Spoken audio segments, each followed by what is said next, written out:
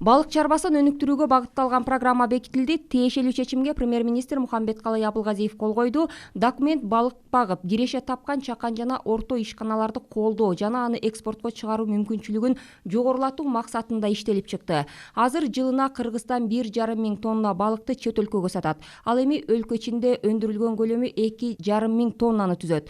Бирок бул көрсөткүчтүн деңгээли иш жүзүндө жогору. Анткени балык чарба департаменти менен келишим түзбөй, өз алдынча иш алып барган ишкерлер көп. Кабыл алынган программада көмүскө иш алып баргандарды ачыкка чыгаруу жагы да каралды. Анда текшерүү же мажбурлоо жол эмес, кызыктыруу ыкмасы колдонулат.